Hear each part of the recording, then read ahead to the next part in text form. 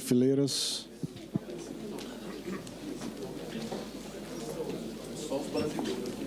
Não, tem Brasil, não, tem Vietnã e tem pessoal da agenda. Estamos com imagens ao vivo de Hanoi, capital do Vietnã, onde o presidente Lula encerra a visita de 2 dias, visita oficial, em que foram firmados vários acordos de cooperação com o país asiático.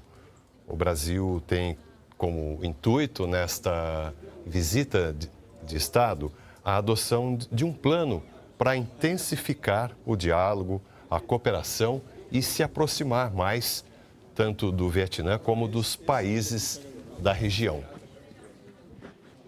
O presidente Lula participou no segundo dia dessa visita de um fórum empresarial Brasil-Vietnã, um exemplo do esforço aí dos representantes dos dois países. E agora a gente vai ouvir a fala do ministro sobre esta visita. Quase 3 dias de visita oficial do Brasil ao Vietnã.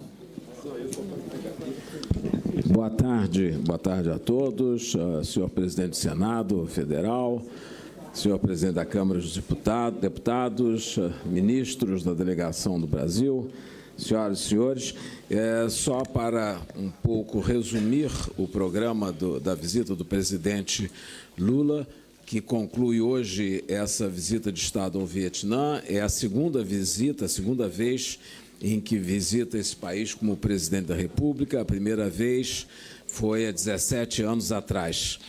O presidente veio acompanhado de uma importante delegação do Executivo e do Parlamento. Acompanharam-no o presidente do Senado, o senador Davi Alcolumbre, o presidente da Câmara dos Deputados, deputado Hugo Mota, o ex-presidente do Senado, senador Rodrigo Pacheco, uma delegação de 10 ministros de Estado das pastas da Agricultura, Ciência, Tecnologia e Inovação, Comunicações, do Gabinete de Segurança Institucional, Integração e Desenvolvimento Regional, Meio Ambiente, Minas e Energia, Portos e Aeroportos, Transportes, Ministro das Relações Exteriores, além do conjunto ainda amplo e representativo de deputados e senadores, senador Jacques Wagner, líder do governo no Senado, e líderes sindicais. O Brasil e o Vietnã estabeleceram no ano passado uma parceria estratégica. Nesta visita, aprovamos um plano de ação para a implementação dessa parceria que coroa um processo crescente de aproximação nos últimos 2 anos. O primeiro-ministro do Vietnã visitou o Brasil já 2 vezes durante este terceiro mandato do presidente Lula. Primeiro em uma visita bilateral em setembro de 2023 e, no ano passado, em novembro, para participar da cúpula do G20. O presidente Lula espera recebê-lo novamente no Brasil para a cúpula do BRICS em julho e para a COP30 em novembro em Belém do Pará.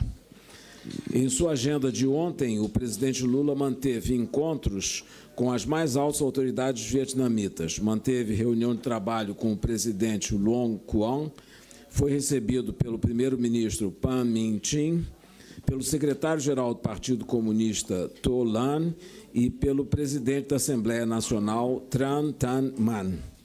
A parceria do Brasil e Vietnã é resultado da complementariedade econômica e das grandes afinidades políticas em defesa do desenvolvimento, do combate à fome e à pobreza e da defesa da reforma das instituições multilaterais. Agradecemos uma vez mais o reiterado apoio do Vietnã à postulação do Brasil a um assento permanente num Conselho de Segurança das Nações Unidas ampliado e reformado. O Vietnã passou por um extraordinário crescimento econômico nas últimas décadas, desde o fim do processo da abertura da economia em 1986, com um crescimento anual médio de quase 7% nos últimos 30 anos, e retirou milhões de cidadãos da fome e da pobreza. Transmitimos ao Vietnã nosso agradecimento pelo apoio como membro fundador a Aliança Global contra a Fome e a Pobreza, lançada pela presidência do Brasil, pelo presidente Lula, durante a presidência brasileira do G20. É importante ressaltar que o comércio bilateral passou de cerca de 500 milhões de dólares quando da primeira visita do presidente Lula a Hanoi, em 2008, para mais de 7 bilhões e meio de dólares no ano passado. Estabelecemos uma meta ambiciosa, também na declaração bilateral, mas que é perfeitamente possível de ser alcançada, de chegarmos a 15 bilhões de dólares de comércio bilateral até 2030. Durante a visita, foram assinados acordos sobre a troca de informações classificadas, sobre o trabalho remunerado de dependentes do pessoal diplomático e sobre a criação de um grupo diretor de promoção comercial e industrial. Foi assinado também um instrumento entre a CBF e a Federação Homóloga Vietnamita para a promoção do futebol, uma verdadeira paixão nacional vietnamita, como é também no Brasil. Além dos compromissos públicos, o presidente Lula encerrou hoje um seminário empresarial pioneiro que uniu empresários brasileiros e vietnamitas e promoveu o encontro de importante comitiva empresarial brasileira com o empresariado local. Agradeço a todos a presença nesta conferência de imprensa e deixo, então, o pódio ao presidente Lula. Muito obrigado.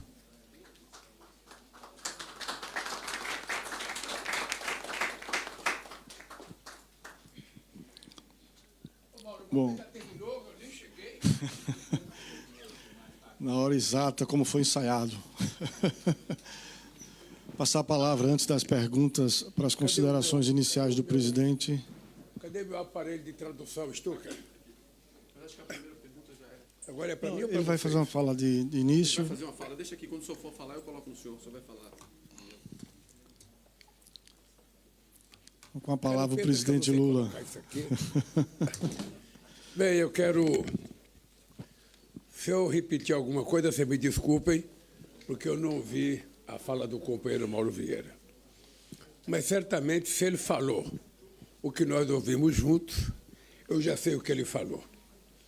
Eu estou regressando ao Brasil depois de uma semana de viagem, com possivelmente a delegação mais importante que um presidente do Brasil já viajou. Eu fiquei muito feliz quando o presidente do Senado, o Davi Alcolumbre, aceitou o meu convite para vir ao Japão, Vietnã. Fiquei muito feliz quando o Hugo Mota aceitou viajar comigo para essa viagem, porque não apenas a viagem de negócios, é que é necessário a gente mostrar ao mundo que no Brasil a gente tem um comportamento civilizado quando se trata da política. O presidente da República, o Poder Legislativo, viajando junto, nós damos maior densidade e maior clareza do fortalecimento da nossa democracia. Eu viajei com 11 ministros, viajei com 5 sindicalistas, porque também tivemos reuniões com o movimento sindical, além, sabe, de outras pessoas que já vieram aqui, separadamente, sobretudo empresários que foram para o Japão e que vieram para o Vietnã. Posso dizer para vocês da imprensa que eu já viajei muito como presidente da República, tanto de 2003 a 2010, como agora. E tenho viajado porque o Brasil é um país extremamente importante. O Brasil é muito mais importante do que o tratamento que ele recebe, muitas vezes, de alguns analistas políticos, de alguns companheiros que fazem um julgamento precipitado de um país insignificante. E eu faço questão de dizer em todo lugar que eu vou que o país não é melhor do que ninguém, mas não é pior do que ninguém. De que a gente apenas quer ser respeitado do tamanho que a gente é, com a cultura que a gente tem e do jeito que a gente nasceu para ser. E eu faço questão de mostrar esse Brasil novo, esse Brasil que não tem ódio, esse Brasil que não é negacionista, esse país que não tem respeito aos nossos parceiros, sabe, de todos os países do mundo, e de que nós estamos mostrando que não há nada melhor para um país como o Brasil do que apostar no multilateralismo. Nós somos favoráveis ao livre comércio, nós não queremos protecionismo, nós queremos multilateralismo, a gente não quer mais guerra fria e a gente quer vender as coisas boas que o país produz em qualquer país do mundo. É por isso que nós vamos continuar andando o mundo, é por isso que nós vamos continuar viajando com os empresários, viajando com os deputados, viajando com os ministros, porque nós temos o que oferecer. Sobretudo este ano, que a gente tem a reunião dos BRICS, e como nós fizemos no G20, eu não tenho dúvida que vamos fazer a melhor região dos BRICS já feita desde que os BRICS existem, e também nós vamos ter a COP30.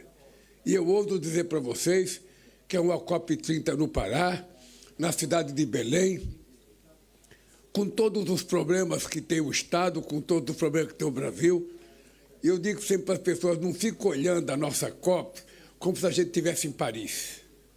Não fiquem olhando como se nós estivéssemos em Nova York ou em Londres. Olhe como se a gente estivesse na cidade de Belém, no estado do Pará, com todos os problemas que nós temos. E dizer para vocês que fazer uma COP no coração da Amazônia é chamar o mundo à razão sobre o significado da Amazônia. Todo mundo dá palpite sobre a Amazônia.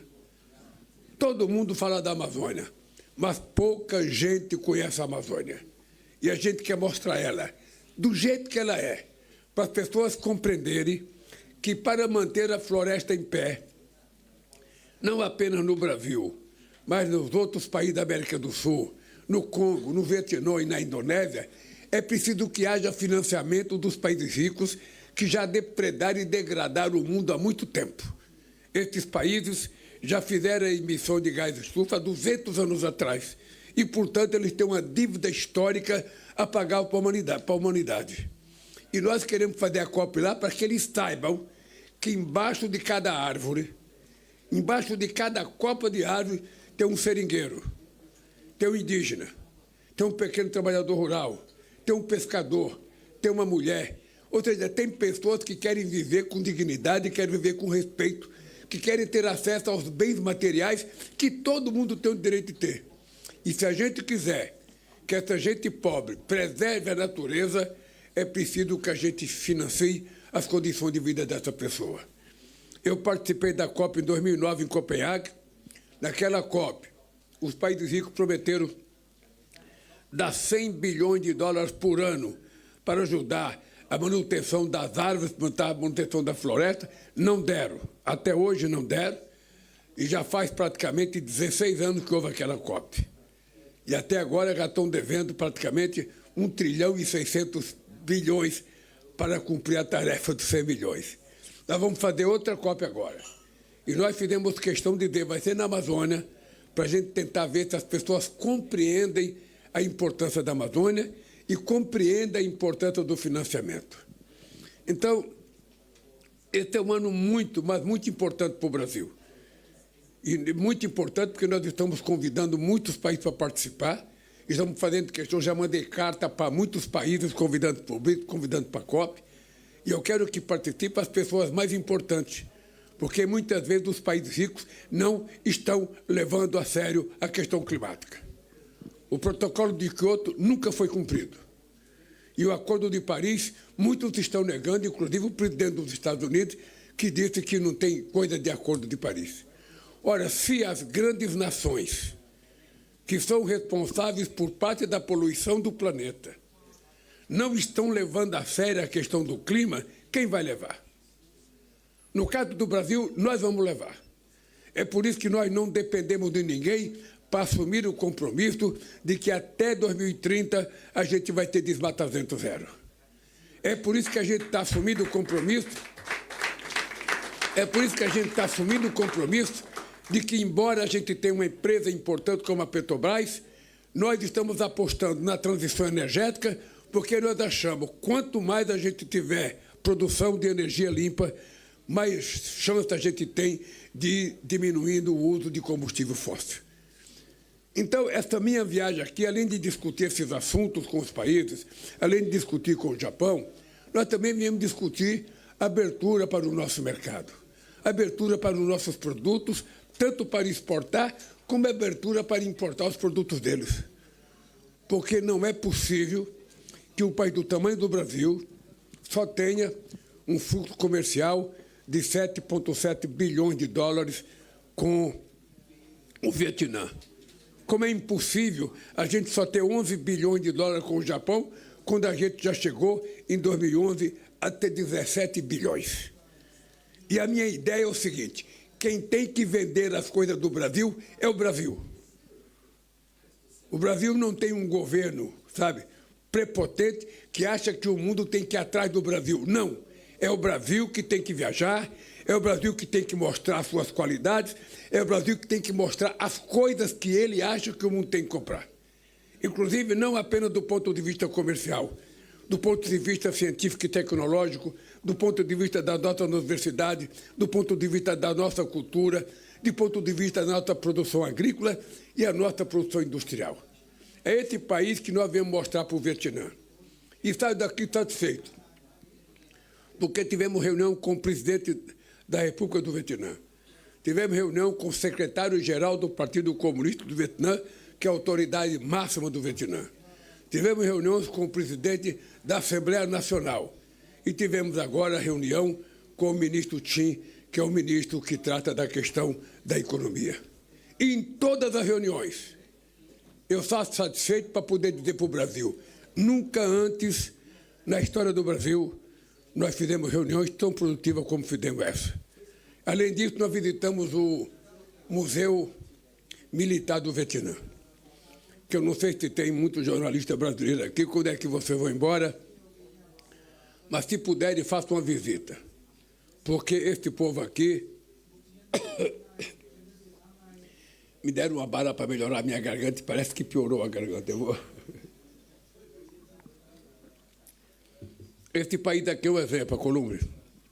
Este país aqui, com exceção da Rússia, já inventou todos os países que fazem parte do Conselho de Segurança da ONU como membro permanente. Esse país já enfrentou a Inglaterra, já enfrentou a China, já enfrentou a França e já enfrentou os Estados Unidos. E, pasme, esse país ganhou de todos. Numa demonstração de quando as pessoas estão lutando para defender o seu espaço, para defender a sua causa, não é a condição de armamento que venceu a guerra, é o amor e a bravura de um povo. Portanto, companheiros, eu me coloco à disposição de vocês para as perguntas que vocês quiserem fazer, dizendo sempre que não tem pergunta proibida, não tem pergunta difícil. Se vocês fizerem alguma pergunta que eu não saiba responder, eu perguntarei aos universitários aqui, eles me ajudarão a responder essa pergunta. Vamos lá.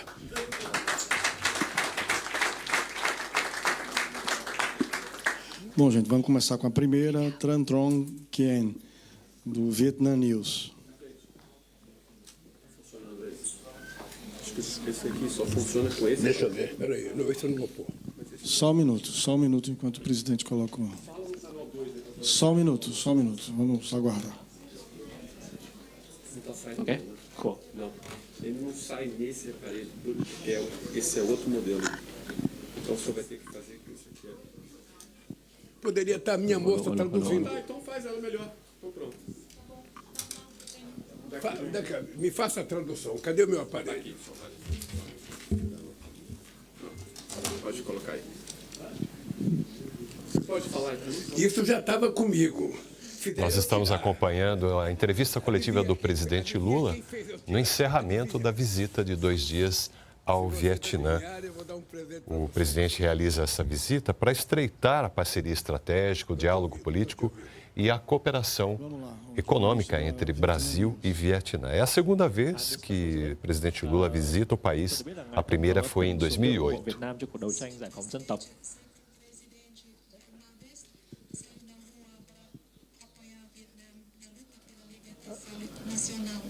Đến giờ là lần thứ 2 ngài đã thăm Việt Nam, để xin hỏi cảm tưởng của ngài về sự phát triển của Việt Nam.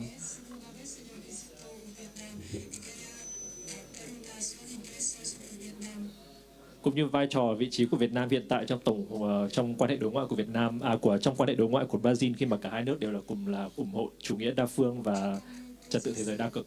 Xin cảm ơn.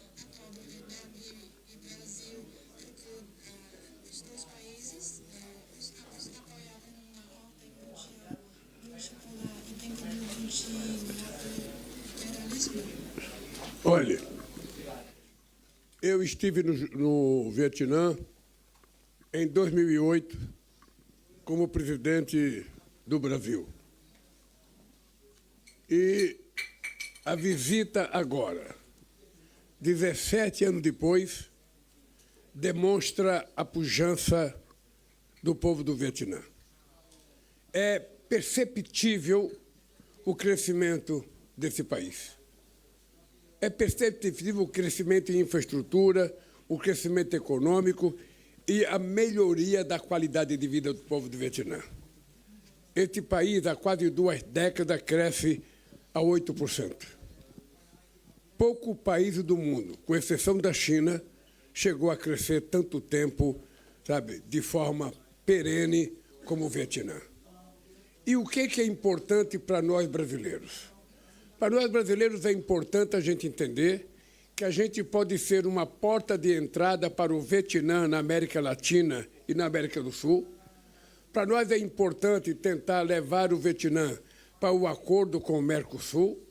E para nós é importante que o Vietnã seja uma porta de entrada para o Brasil na ASEAN.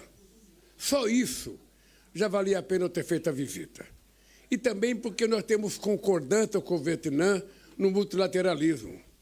Nós temos concordância com o Vietnã na necessidade de melhorar a governança das Nações Unidas. Nós concordamos que as Nações Unidas hoje não representa mais aquilo que ela representou em 1945, depois da Segunda Guerra Mundial. O mundo mudou, a geografia mundial mudou, a importância dos países mudaram, e nós não podemos continuar apenas com os mesmos 5 países que dirigem a ONU desde 1945 e ainda com direito de veto. Se a gente olhar para o continente africano, nós temos vários países com mais de 100 milhões de habitantes que deveriam participar. Tem alguém falando aqui no meu vídeo, Stu, que é você. Muito bem. A gente vai perceber, sabe, que só na África você tem, além da África do Sul, que é um país economicamente importante, você tem a Etiópia, com 116 milhões de habitantes, você tem a Nigéria, com 226 milhões de habitantes, você tem o Egito, com 106 milhões de habitantes. Olha, que são países que poderiam perfeitamente bem fazer parte, sabe, do Conselho de Segurança da ONU. Você tem o Brasil, com 200 milhões de habitantes, você tem o Japão, com 130 milhões de habitantes, você tem a Alemanha, que é um país importante, você tem a Índia, que é um país com 1 bilhão e 400 milhões de habitantes, e que nenhum de nós faz parte do Conselho de Segurança da ONU. É por isso que a ONU, quando foi criada, ela teve coragem de, em 1948, criar o Estado de Israel. Mas não tem hoje capacidade de criar o Estado palestino. E nós sabemos que é preciso mudar. A política mudou, o mundo mudou. Não é possível que hoje os membros do Conselho de Segurança da ONU, dos membros permanentes, eles tomam decisões unilaterais sem consultar ninguém. Os Estados Unidos é membro do Conselho de Segurança e ele não consultou ninguém para invadir o Iraque. A Rússia não consultou ninguém para invadir a Ucrânia. Sabe? A França e a Inglaterra não consultaram ninguém para invadir a Líbia. Ora, se o Conselho de Segurança e os seus membros não consultam ninguém e tomam decisões unilaterais, significa que é preciso mudar a ONU.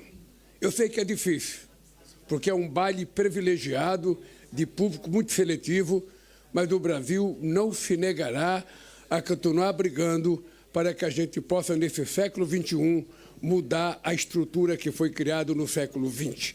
E até porque nós também queremos mudar as instituições financeiras criadas, sabe? Tanto o FMI quanto o Banco Mundial. Essa é uma briga incansável do Brasil, enquanto eu for presidente, a gente vai brigar, vai fazer discurso, vai conversar com as pessoas, e tudo isso a gente concorda com o Vietnã. Por isso, eu acho que essa viagem foi muito produtiva, tanto a do Japão quanto a do Vietnã. Eu espero que os ministros que viajaram comigo e os nossos técnicos que viajaram, a partir do momento que regressar ao Brasil, pelo amor de Deus, não esqueça tudo que foi discutido, não esqueça tudo que foi acordado, não jogue na gaveta. É preciso transformar em atitudes concretas as discussões políticas e econômicas que nós tivemos ontem aqui no Vietnã. Não foi à toa que eu me reuni, chegamos tarde, fui dormir e fizemos reunião no mesmo dia com o presidente da República, fizemos reunião com o presidente da Assembleia, fizemos reunião com o secretário-geral, fizemos reunião com o primeiro-ministro, ainda jantamos e ouvimos um show muito bonito. Ou seja, essas 12 horas de trabalho ininterruptas tem que ter valido a pena a gente ter chegado do Vietnã. Essa palavra agora é o Américo Martins, CNN Brasil. Boa tarde, presidente. Mais uma vez aqui, muito obrigado aí pela oportunidade. Presidente, nessa viagem ficou... Fala mais perto. Essa viagem ficou muito importante a sua defesa do multilateralismo e do livre comércio. O senhor falou sobre isso aqui, falou no Japão, deixou muito clara a posição do Brasil. Isso às vésperas de um momento muito importante, que vai ser o tarifaço, que deve ser anunciado na semana que vem pelos Estados Unidos. Põe o microfone mais perto da boca. Perdão, quer que eu repita? Aí. Muito bem, quer que eu repita? Vou começar. Essa viagem foi marcada muito pela defesa do livre comércio e do multilateralismo. O senhor foi muito enfático ao defender esses dois pontos, especialmente o livre comércio. Isso às vésperas de um anúncio do governo americano do tarifaço. O presidente Donald Trump que vai impor tarifas sobre produtos de muitos países, muito provavelmente do Brasil também. E o senhor disse que o Brasil vai reagir, reclamando, por exemplo, na OMC, ou também impondo tarifas contra os produtos americanos. Mas existiria um outro caminho, que seria negociações com os Estados Unidos. O Vietnã, por exemplo, está fazendo exatamente isso. Por que o senhor não telefona para o presidente Donald Trump para tentar abrir negociações entre o Brasil e os Estados Unidos? Muito obrigado. Primeiro, porque o Brasil está fazendo exatamente o que precisa ser feito. Nós estamos negociando. Tanto o meu ministro Mauro Vieira quanto o meu ministro Geraldo Alckmin já fizeram 2 reuniões com os representantes de comércio dos Estados Unidos para discutir. Antes de fazer a briga da reciprocidade ou de fazer a briga no OMC, a gente quer gastar todas as palavras que estão no nosso dicionário para fazer um livre comércio com os Estados Unidos. Os Estados Unidos sempre foi, historicamente, um país importante para o Brasil. Nós temos um fluxo de comércio de 87 bilhões de dólares, eles são superavitários em 7 bilhões, sabe? Então eles também têm que pensar na responsabilidade deles. Eu, sinceramente, não sei o que vai acontecer na economia americana. Não sei o que pode acontecer. Eu não sei se isso vai repercutir na inflação americana, se isso vai repercutir no aumento da taxa de juros. Ou seja, é importante a gente apenas ter em conta que o presidente Trump tem o direito de fazer o que ele quiser na política americana. E nós temos que ter o direito de fazer o que nós quisermos na política brasileira, sempre levando em conta de que nós somos defensores do livre comércio. É importante lembrar que o discurso que eles estão fazendo agora nos Estados Unidos é totalmente antagônico ao discurso que eles fizeram dos anos 1980 aos anos 2022. Totalmente antagônico. Os Estados Unidos passou quase 40 anos pregando o livre comércio, pregando a globalização, o livre comércio. E, de repente, encontra-se um presidente que ganha as eleições dizendo América para os americanos, que é um direito dele, da mesma forma que eu defendo o Brasil para os brasileiros. Mas como o Brasil não está isolado no planeta Terra, a gente está ligado por terra e por mar e pelo ar, todo mundo respira o mesmo ar, todo mundo utiliza o mesmo mar e todo mundo tem menos terra do que água, nós achamos que uma boa parceria entre os países é muito importante. E é com muita tristeza que eu vejo os Estados Unidos, sabe, fazer com que o Trump pareça o xerife do mundo. Ele não foi eleito para isso. Ele foi eleito para governar os Estados Unidos. Eu acho que todos os países vão ter reações que melhor condizerem com as necessidades de cada país. Então, eu vou dizer para você, o Brasil vai tentar negociar ao máximo, todas as palavras que estarão no nosso dicionário de negociação, nós iremos utilizá-las. Mas nós não teremos nenhuma preocupação de recorrer ao OMC, que é o lugar onde todos os problemas comerciais deveriam ser resolvidos, ou, se não for resolvido, nós temos o direito de impor reciprocidade aos Estados Unidos. É simples assim. Não tem nenhuma dificuldade. Sabe? Os Estados Unidos só têm que saber que eles não estão sozinhos no planeta Terra. É só olhar o mapa do mundo que a gente vai perceber que os Estados Unidos está ligado a muitos outros países.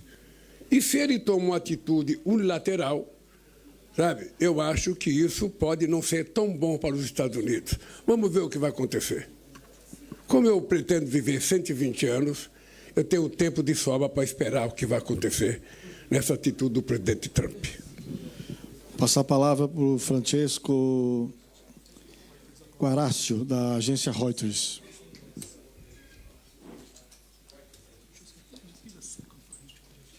Yes.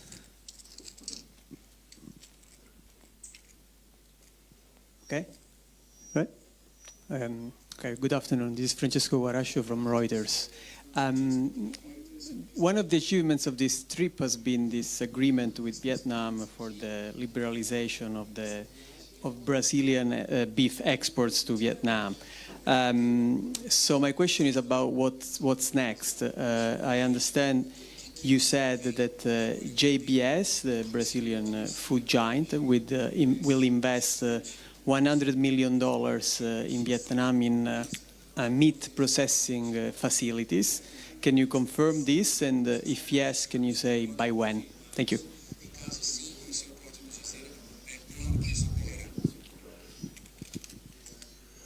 Olha, eu posso dizer, porque eu presenciei a JBS e o governo do Vietnã assinando um acordo. Mas não foi só carne que a gente veio vender.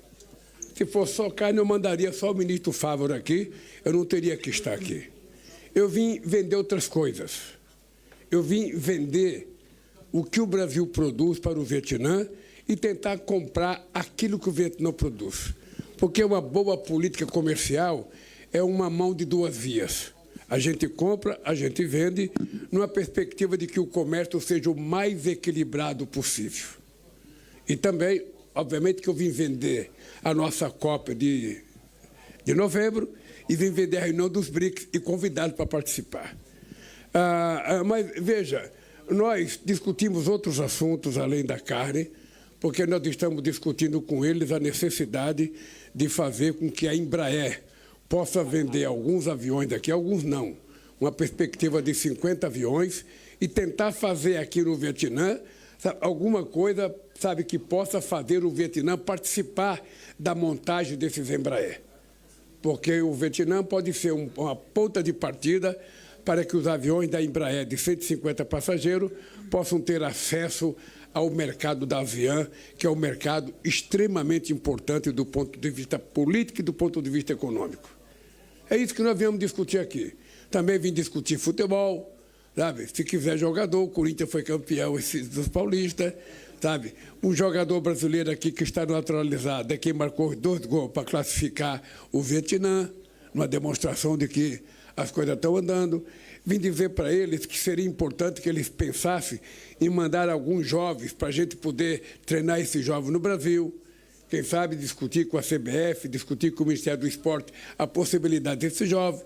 Viemos discutir uma integração cultural entre o Brasil e o Vietnã, porque aqui tem uma cultura muito forte, no Brasil também tem, e é muito importante que a gente estabeleça uma conexão cultural entre o Brasil e o Vietnã.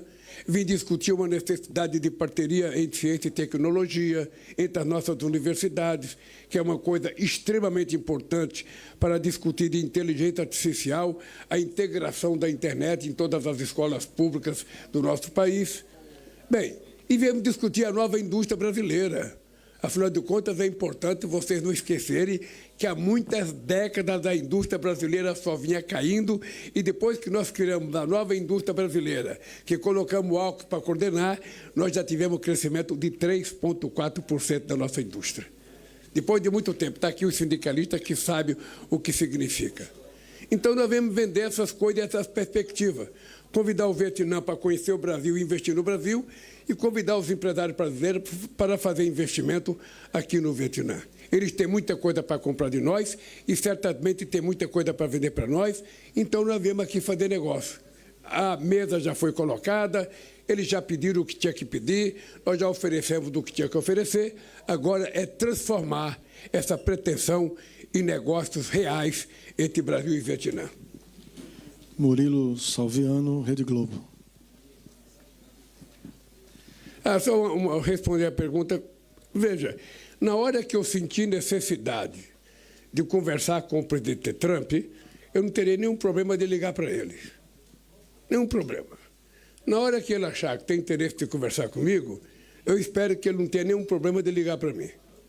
Não é porque nós temos divergência ideológica que dois presidentes não podem conversar, até porque no exercício da presidência como chefe de Estado, a gente não coloca as nossas questões ideológicas na mesa. A gente coloca os interesses do Estado brasileiro e do Estado americano. É assim que eu vejo a política, é assim que eu vejo as nossas relações internacionais e é assim que eu espero que os Estados Unidos também compreendam a política. Murilo. Oi, presidente. Boa tarde para o senhor. Põe o microfone mais perto da boca, meu querido. Presidente, nos concederam Aí, ó, 3 perguntas, mas nós somos 5 colegas da imprensa acompanhando o senhor por essa Me dá viagem. uma caneta aqui, tu vai fazer 3 perguntas, eu tenho Não. Não. Nós só nos liberaram 3 perguntas, mas nós somos 5 colegas da imprensa acompanhando essa maratona de reuniões do senhor. Esse Se o senhor cara puder. duro demais, é duro demais. Ele poderia liberar para os 5. Então, em nome dos colegas, eu faço esse apelo, se o senhor puder responder as perguntas de todos eles. Bom, a minha pergunta é a seguinte: como o senhor mesmo disse, foi uma longa viagem ao lado dos presidentes da Câmara, do Senado. Eu gostaria de saber se o senhor teve a oportunidade de conversar sobre o projeto de anistia com o presidente da Câmara e se o senhor conseguiu algum compromisso dele de não pautar esse projeto no retorno ao Brasil. Obrigado. Olha, deixa eu te falar, você acha que eu iria convidar o presidente da Câmara e o presidente do Senado para discutir a 11 mil metros de altura problemas que posso discutir em terra, na minha casa, na casa deles, no Senado ou na presidência da República? Não, eu fiz questão de não discutir com eles nenhum assunto do Brasil. A gente vai regressar hoje, chegaremos domingo lá em casa e a gente então vai sentar a partir da segunda, terça, quarta, quinta, sexta-feira e fazer todas as discussões que a gente tem que fazer. E eu tenho certeza que a anistia não é um tema principal para ninguém, a não ser para quem está se culpabilizando. Porque é impressionante, eu não sei o que é, que os advogados do cidadão que está pedindo anistia não diga para ele que primeiro eles vão absolver o cidadão. Se absolver, não tem anistia. Mas eles já estão se tratando como se já fosse culpado. Eles não estão nem querendo se defender, porque ele sabe que no subconsciente dele, ele fez todas as bobagens que ele está sendo acusado. Agora, ele deveria estar se defendendo, estar brigando, dizendo que é inocente, colocar a prova que é inocente. Até agora não disse nada, a não ser se vitimar, como é o hábito dele. Ofender os outros, xingar os outros, chorar e dizer que os outros são culpados. Só ele sabe o que ele fez. Só ele. Então, ele que tem que colocar a cabeça no travesseiro e saber o que está acontecendo. Eu, sinceramente, eu acho, não conversei com o Hugo, nem conversei com o Alcolumbre, mas eu acho que a anistia não é o tema principal nesse instante. O tema nesse instante tem muita coisa de importante no Congresso Nacional, de interesse do povo brasileiro, para melhorar a vida do povo brasileiro, sabe, que nós temos que discutir. É isso que, quando eu voltar para o Brasil, eu pretendo discutir com o Alcolumbre e com o Hugo Mota. Rodrigo Rangel, Platô BR. Olá, presidente, como vai? O presidente Donald Trump tem se aproximado de Vladimir Putin, o presidente russo, e há dúvidas ainda sobre como vai ser a relação de Washington com a China. O senhor mesmo, nessa viagem, falou sobre o temor de haver uma nova redivisão do globo por zonas de influência. Eu pergunto ao senhor presidente, o senhor considera essa possibilidade como real? Se sim, qual o reflexo disso sobre os BRICS, dos quais Rússia e China participam, junto com o Brasil? E, caso se confirme esse cenário, qual o melhor caminho para o Brasil? Obrigado. Olha, primeiro, o caminho do Brasil está muito claro desde o começo dessa guerra. Nós fizemos uma crítica contundente à ocupação territorial que a Rússia fez à Ucrânia. Nós fomos muito contundentes e, ao mesmo tempo, nós nos colocamos à disposição para tentar um caminho da paz entre Rússia e Ucrânia. Nós até fizemos um documento com a China, nos colocando à disposição com alguns pontos de negociações para poder encontrar paz. Naquele instante, a gente dizia que não era possível conversar apenas com Zelensky. Era preciso colocar o Putin e o Zelensky em torno da mesa, porque num conflito não tem que conversar só com um, tem que conversar com os dois. Veja como eu sou um rapaz de bom senso. Eu poderia ser radical contra o Trump, mas na medida que o Trump toma a decisão de discutir a paz entre Rússia e Ucrânia, que o Biden deveria ter tomado, eu sou obrigado a dizer que, nesse aspecto, o Trump está no caminho certo.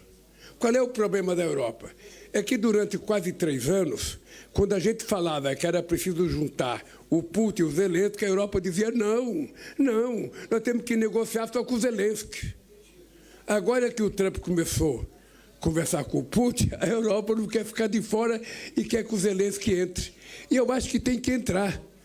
A conversa para ter paz é colocar Putin e Zelensky em torno de uma mesa, com quem eles convidarem para participar, e parar de atirar e começar a plantar comida e discutir paz. Esse é o nosso desejo, é isso que o Brasil, sabe, já assinou com a China um documento, é isso que nós esperamos que aconteça. Sabe, eu já tive a oportunidade de ligar pessoalmente para o Putin, para dizer para o Putin que era importante voltar para a política, de que era importante encontrar um caminho para a solução. Eu pretendo ir à Rússia dia 9 de maio para a comemoração dos 80 anos da vitória da Segunda Guerra Mundial. Depois eu vou na China fazer uma reunião com a CELAC. E em todos esses fóruns eu vou tentar discutir a questão da paz. Porque o Brasil é um exemplo no mundo de um país que não tem contencioso. O último contencioso que nós tivemos foi na Guerra do Paraguai e não foi o Brasil que começou. O Brasil foi invadido, sabe, a partir da cidade de Corumbá. E naquela época o Paraguai invadiu o Brasil, invadiu a Argentina e invadiu o Uruguai de uma só vez. Esse é o último contencioso do Brasil. De lá para cá, o nosso lema é paz e amor. O nosso lema é desenvolvimento, é crescimento econômico, é a tentativa de fazer com que o mundo compreenda que a guerra só destrói e que a paz constrói. É isso que a gente vai fazer. Eu pretendo conversar isso outra vez com o Putin. Esta semana tem um telefonema do Zelensky para mim, eu vou conversar com o Zelensky. Eu espero que agora ele esteja preocupado com a paz, porque até então ele não estava. Até então ele achava que o Putin tinha que aceitar o acordo dele do jeito que ele queria. E não é assim. Ninguém é o senhor da razão que acha que pode impor sua vontade aos outros. Num conflito como esse, se os dois estiverem dispostos a negociar, será muito melhor para a Ucrânia, muito melhor para a Rússia, muito melhor para a Europa e muito melhor para o mundo. Porque a Europa, ela corre o risco, primeiro, de voltar a investir em arma para se armar. Segundo, ela corre o risco de ter que bancar a manutenção da OTAN. Terceiro, ela corre o risco de ter que financiar a guerra da Ucrânia. E quarto, ela corre o risco de ter que reconstruir o desastre da guerra. É muita responsabilidade para a União Europeia, que simbolizava até então o território da paz, o território da democracia, o território da concórdia. Eu sempre disse que a construção da União Europeia era um monumento à democracia. E, lamentavelmente, estão jogando isso fora, na minha opinião, por precipitação. Então, voltar a conversar é tudo que eu quero. É tudo que eu quero. Eu nasci na minha vida política fazendo acordo. Eu, quando ia na porta de uma fábrica, eu xingava o patrão, eu xingava a segurança da fábrica e ligava para o patrão, vamos negociar? E a gente negociava. Essa é a minha vida. E é isso que eu faço na política.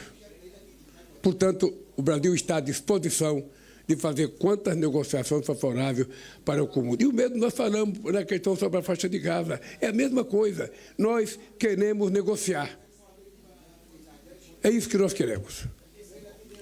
Presidente, atendendo o pleito da imprensa brasileira, que o Murilo externalizou, passar a palavra para a Silvia da Record e depois a Laís da CNN Brasil e pedir que já de uma vez a gente fizesse as duas, porque aí o presidente responde de uma vez só e a gente encerra, tá bom? Silvia, por favor, TV Record e às 7. Sim, muito obrigada. Obrigada, Murilo, o nosso colega que permitiu a pergunta dos repórteres que ficaram de fora do sorteio. Presidente, o senhor esteve no Japão, né, antes de vir ao Vietnã, e foram 2 países que deram muitos frutos, né, ao Brasil. O Japão, infelizmente, há muitas décadas ainda negociando o processo da entrada da carne, enquanto isso o Vietnã passou na frente e dá uma abertura maior, né? Existe uma chance do Vietnã passar ao Japão. E qual é o potencial da ASEAN, esse trampolim para uma região onde o Brasil pode explorar muito mais daqui para frente? Pode ter uma mudança de foco aí no comércio, na política? Olha, eu estou convidado para participar no meio do ano no encontro da ASEAN. E eu tenho muita vontade de ir. Eu ainda quero visitar a Malásia, que me convidou para esse encontro da ASEAN. Ainda quero visitar a Indonésia, que eu preciso visitar, porque é um país muito importante, é um país que tem floresta. Eu depois quero me dedicar a fazer algumas viagens para os países africanos. E eu quero consolidar a relação que o Brasil construiu. Veja, eu acho que nós não temos que ter pressa. O que nós temos é que saber o seguinte, a gente tem que oferecer os nossos produtos ao Japão. Você veja, o Japão, o Vietnã e a Coreia do Sul são 3 mercados importantes para a carne brasileira. A carne brasileira melhorou na quantidade e melhorou na qualidade. Portanto, hoje a gente não deve para ninguém em qualidade. E nós queremos apenas competir. Mas não é apenas isso, nós também queremos vender avião. Nós queremos vender tudo aquilo que for inteligência que o Brasil possa oferecer ao mundo. E nós vamos oferecer, sabe? Desde o Ministério da Defesa, ao Ministério da Indústria e Comércio, ao Ministério do Transporte. Nós queremos vender as coisas, nós queremos votar que as empresas brasileiras voltem a construir no mundo. A engenharia brasileira estava em quase toda a América Latina, a engenharia brasileira estava todo no mundo árabe, no Oriente Médio, a indústria da construção civil brasileira estava em quase todo o continente africano e foi destruída. Foi destruída. Quando começou a Lava Jato, só a indústria brasileira tinha praticamente 5 mil trabalhadores trabalhando em países árabes. E tudo isso acabou. Ora, acabou para quê? Porque os Estados Unidos querem construir, porque a Europa quer construir? Não. O Brasil tem que competir. E se depender de mim, as empresas brasileiras voltam a construir ponte, estrada, rodovia, ferrovia, hidrelétrica no mundo afora. Esse é o papel de um país que tem uma engenharia que é competitiva em qualquer parte do mundo. Então, eu não sei qual foi a intenção de destruir, mas destruíram. E a gente quer recuperar. Então, nós vamos fazer isso com todos os países. Veja, por que a relação entre Brasil e Japão é tão pequena, até já foi grande? O Brasil tem uma relação desde 1908 com o Japão. São 130 anos de relação diplomática. Já tivemos 17 bilhões de fluxo de comércio exterior. Por que caiu para onde? Nós temos que descobrir por quê. O Fávaro tem que descobrir por quê. O ministro da Indústria e Comércio tem que descobrir por quê. O meu ministro da Relações Exteriores tem que descobrir por quê. Por que a gente vai ficar parado? Se a gente já vendeu 17 bilhões e a gente pode voltar a vender isso. Então, esse é o papel do presidente da República. Além de cuidar dos interesses internos do Brasil, eu tenho que cuidar dos interesses internos, cuidando dos interesses externos do Brasil, porque são os interesses externos que podem facilitar a entrada de dólares para dentro do Brasil, a produção da indústria brasileira, a produção da agricultura brasileira, a produção do setor têxtil. É isso que é o papel do presidente da República. E por que eu levo empresário comigo? Porque o presidente da República pode abrir a porta, mas quem está para fazer negócio são os empresários, não é o presidente da República. E, portanto, pode ficar certo, como você é muito jovem, você vai viajar muito e tentar vender todos os produtos brasileiros.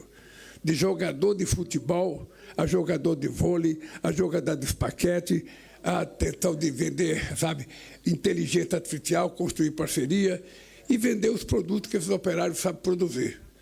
Eles produzem, nós temos muita indústria automobilística. Eu vou lhe contar uma história que talvez você aqui não saiba. Vou lhe contar uma história.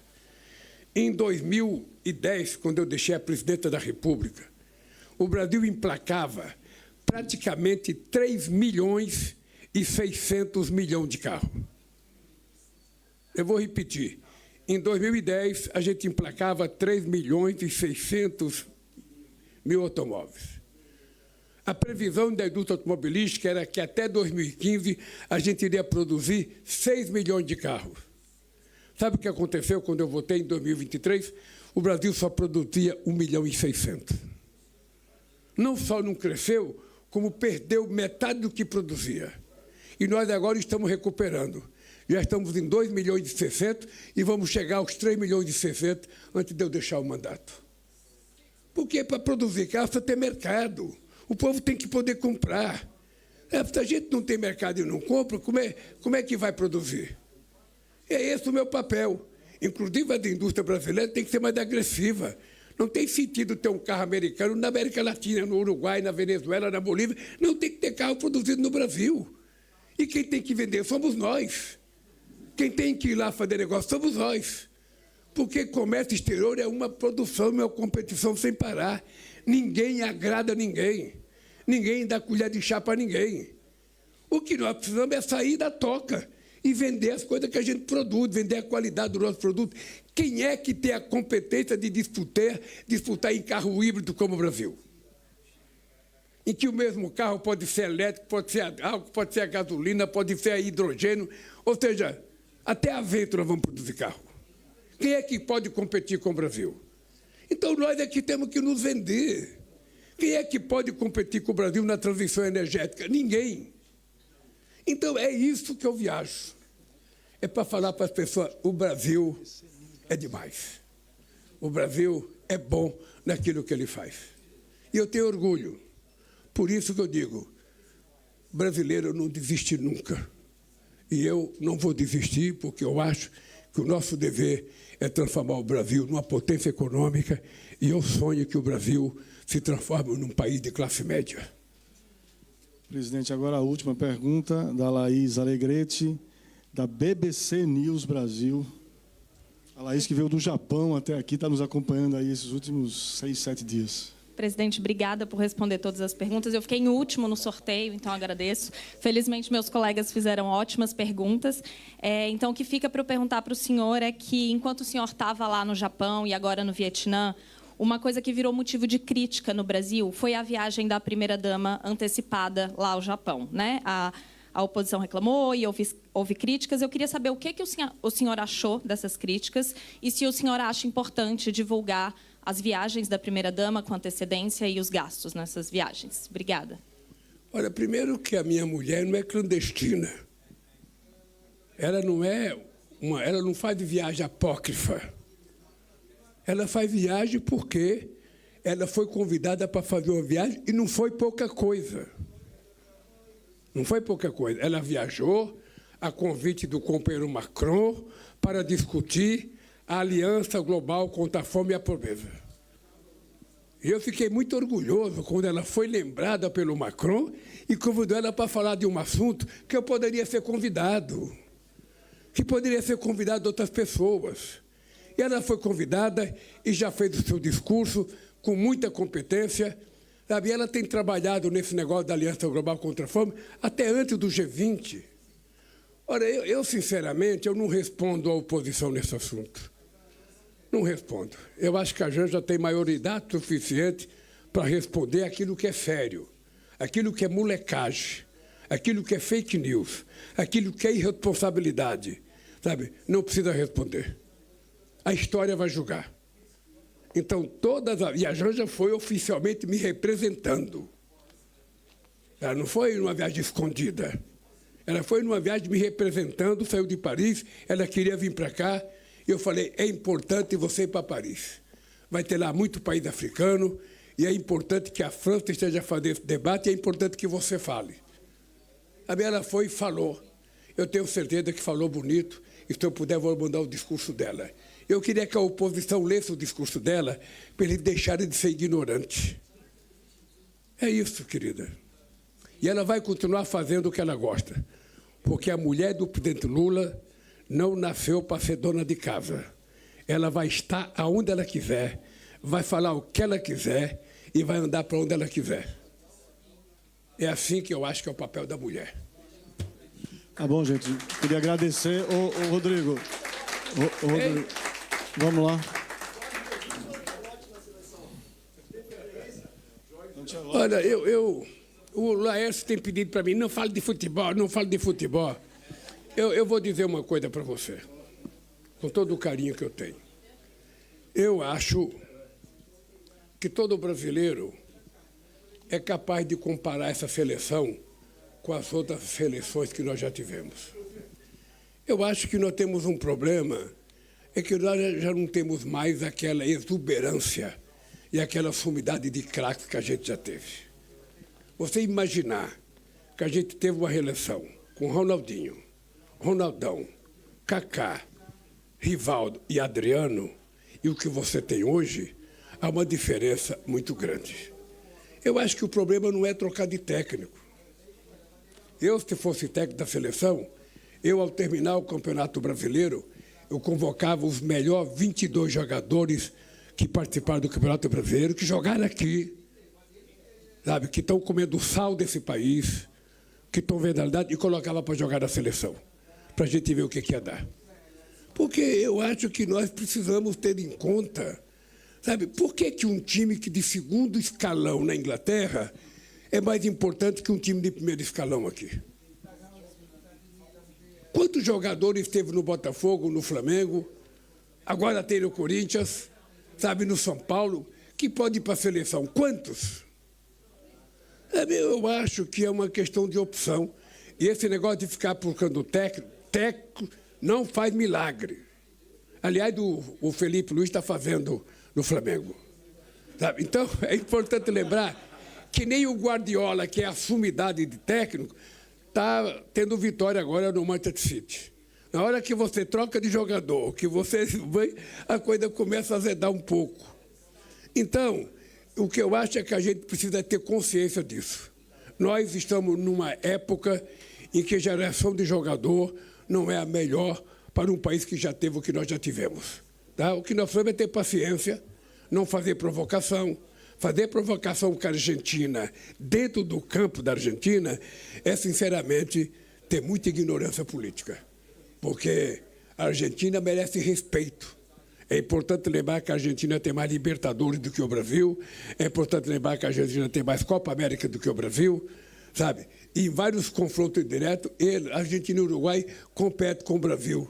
Então, respeito é uma coisa boa que a gente quer receber e a gente quer dar. Na medida que o Brasil não respeitou, foi lá e tomou uma trolha. Eu tive medo que fosse quase chegar a 7-1 como contra a Alemanha. Graças a Deus não chegou. Saímos vivos porque só perdemos de 4-1. Mas eu, sinceramente, eu gosto do Lancelotti, eu gosto do Guardiola, eu gosto de muito técnico, mas no Brasil tem muito técnico também. O problema, meu caro, é que quando você não tem, sabe, as peças que você precisa, as coisas não acontecem. É só você ver onde aconteceram os gols da Argentina no Brasil. Você vai perceber em cima de quais jogadores tiveram o gol, de quem foi a falha. O que eu admiro na Europa, sabe o que é? É que quando o centroavante perde a bola, ele volta correndo para tomar a bola. Aqui no Brasil, muitas vezes o cara põe a mão na cintura e acha que é o outro que tem que tomar a bola. Então é preciso mais esforço físico e mais esforço coletivo. Se a gente fizer isso, até eu posso ser técnico da seleção. Um abraço. Tá bom, pessoal. Obrigado. Agradeço a todos aí pela presença. Até a próxima. Muito bem.